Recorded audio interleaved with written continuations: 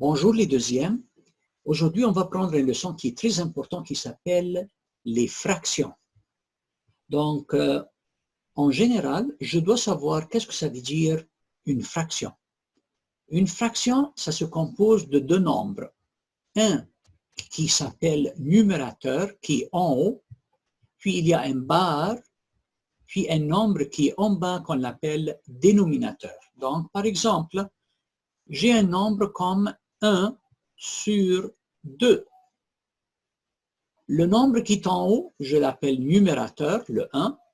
Le 2, parce que c'est en bas, on l'appelle dénominateur.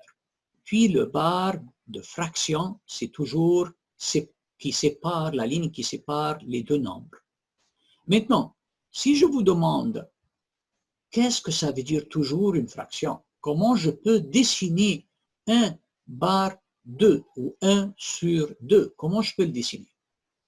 Si je vous demande quel est le nombre que je commence avec, quel est le nombre qui est le plus important, d'habitude, on commence toujours avec le nombre qui est en bas, le 2. Le nombre qui est en bas est plus important que ce qui est de haut parce que je commence à créer mon dessin avec le nombre qui est en bas. Donc toujours, si quelqu'un me demande « dessine-moi une fraction », je regarde toujours le nombre en bas qui s'appelle le dénominateur en premier. Puis après ça, je vais regarder le nombre qui est en haut.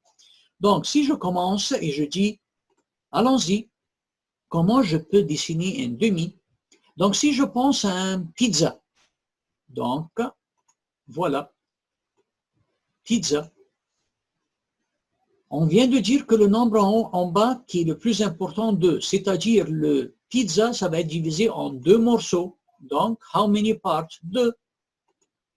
Voilà. Maintenant, le nombre en haut, c'est le nombre qui signifie combien de morceaux j'ai mangé de 2. Si j'ai mangé un seul morceau, donc dans ce cas-là, je retourne ici et je colore un morceau. Ça, c'est le morceau que j'ai mangé, de 2 morceaux. Donc, à la fin, j'ai 1 sur 2 comme fraction. Même chose. Si j'utilise un bar de chocolat, toujours le nombre qui est en bas, je commence avec. C'est combien? C'est 2. C'est-à-dire, je divise mon bar de chocolat en 2 morceaux. Après ça, je dis, je vais manger un seul morceau parce qu'il y a 1 en haut qui est mon numérateur. Donc, voilà la réponse, 1 sur 2. Très bien. On prend un autre exemple. Si j'ai 2 sur 3, encore une fois, si je demande, peux-tu dessiner 2 sur 3? Toujours, on commence avec le dessin, avec le dénominateur, le nombre qui est en bas. Donc, j'ai besoin de diviser mon pizza et mon chocolat de bar en 3 morceaux. Donc, tout de suite, je viens avec mon dessin et je dis, j'ai besoin d'une pizza et cette pizza-là, parce que le dénominateur est 3, je le divise en 3 morceaux.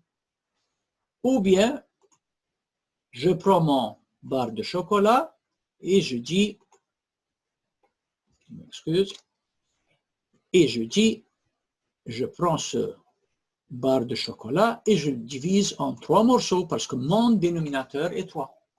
Maintenant, si je regarde quel est mon numérateur, le nombre qui est en haut, c'est 2. C'est-à-dire que j'ai mangé 2 morceaux de 3. Donc, tout de suite, je colore 1, 2. Ou bien ici, 1, 2.